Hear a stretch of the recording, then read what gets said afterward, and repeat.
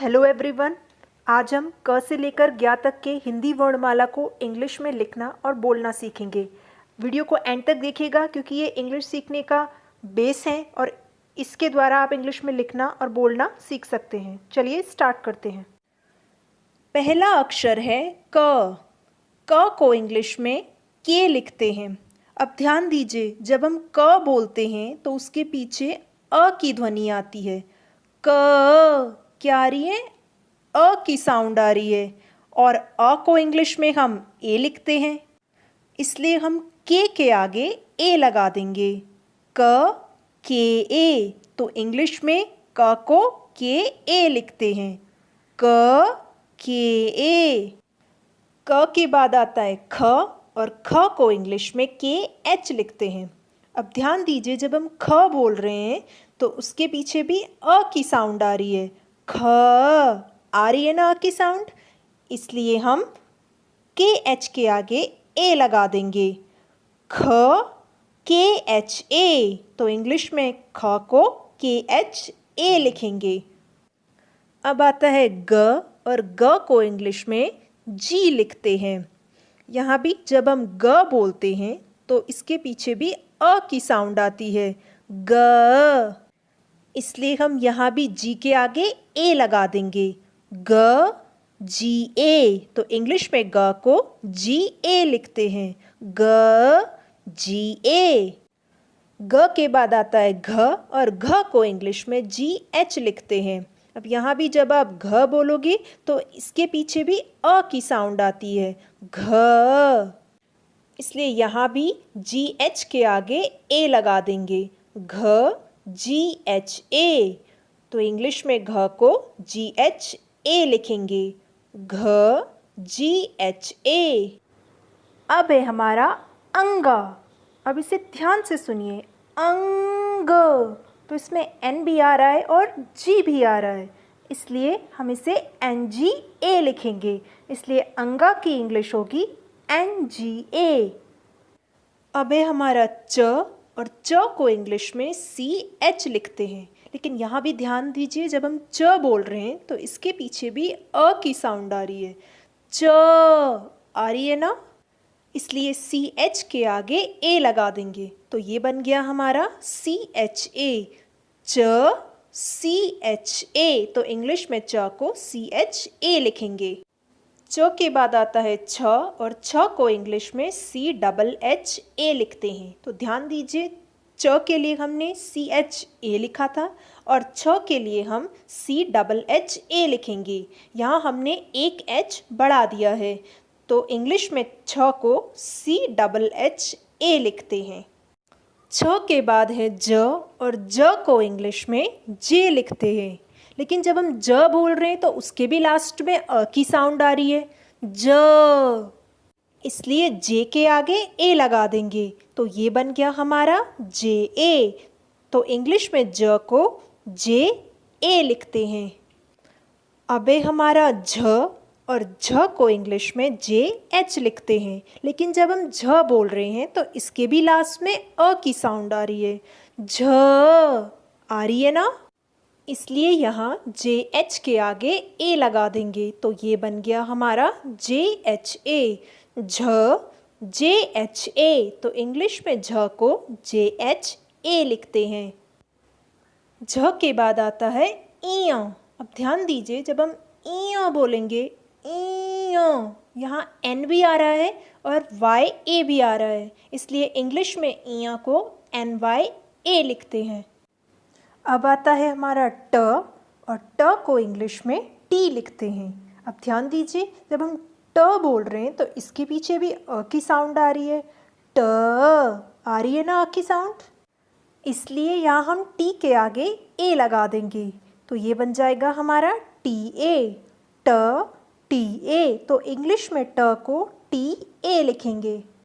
ट के बाद आता है ठ और ठ को इंग्लिश में टी एच लिखते हैं, लेकिन ध्यान दीजिए, जब हम ठ बोल रहे हैं तो इसके पीछे भी अ की साउंड आ रही है।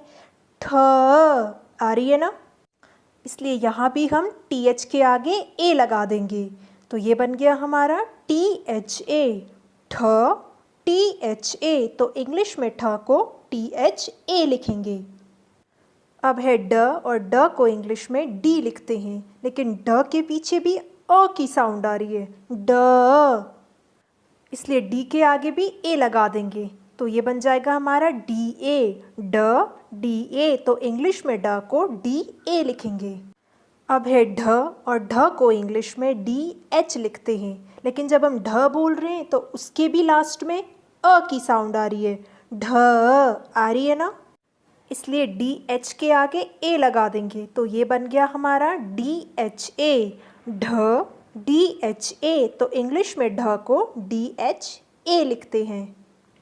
ढ के बाद आता है अणा, अणा को इंग्लिश में NA लिखते हैं, क्या लिखते हैं, NA।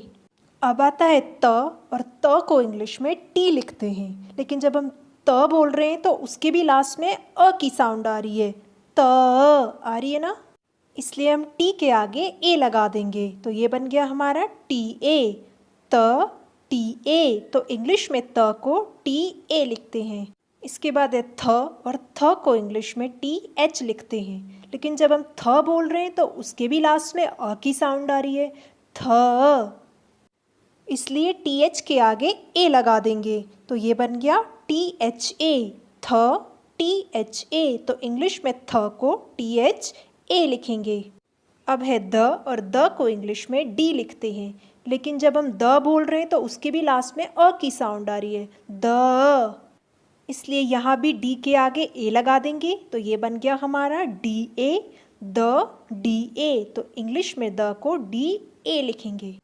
द के बाद आता है ध, और ध को इंग्लिश में DH लिखते हैं, लेकिन यहाँ भी वही चीज़ होगी, जब हम ध बोल रहे हैं तो उसके पीछे भी अ की साउंड आ रही है, ध आ रही है ना, इसलिए यहाँ भी हम DH के आगे ए लगा देंगे, तो ये बन गया हमारा DHA, ध DHA, तो इंग्लिश में ध को DHA लिखते हैं।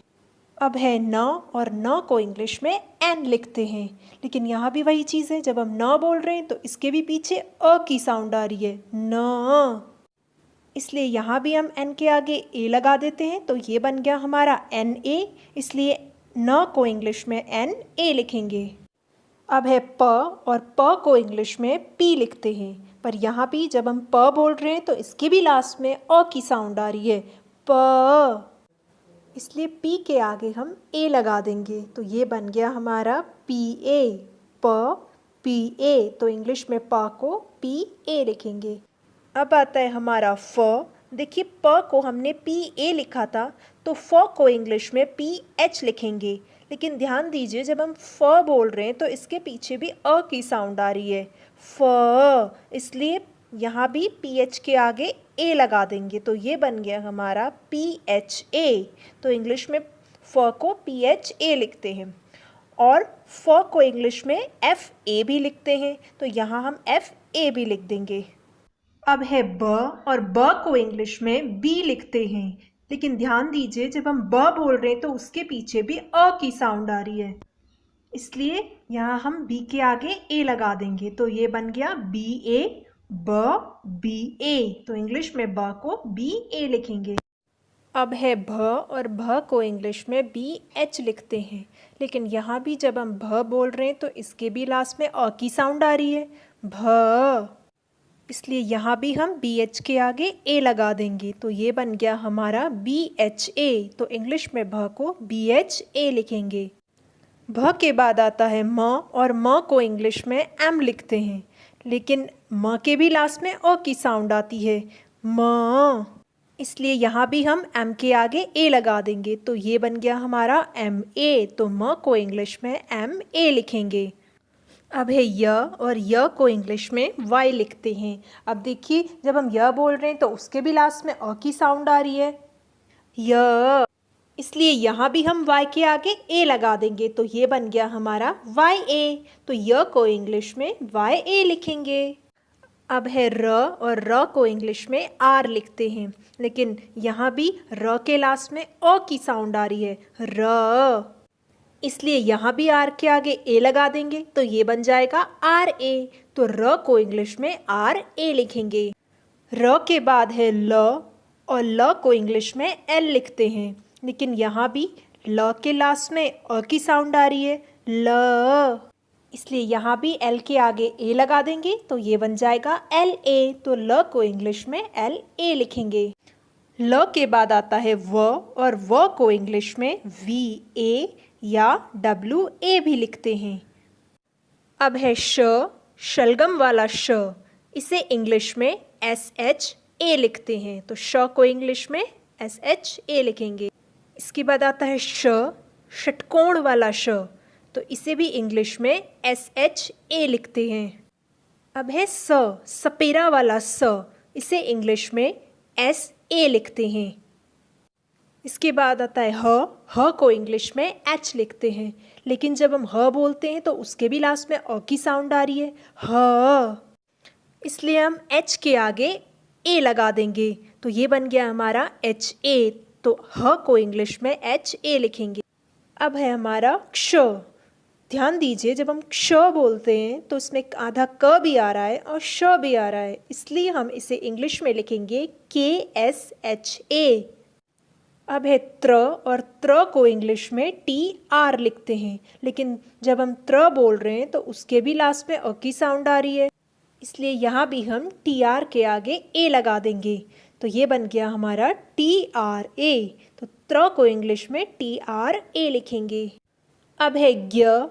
ध्यान दीजिए, जब हम ज्ञ बोल रहे हैं तो उसमें ग भी आ रहा है और य भी आ रहा है, इसलिए हम ज्ञ को इंग्लिश में जी वाई ए लिखेंगे।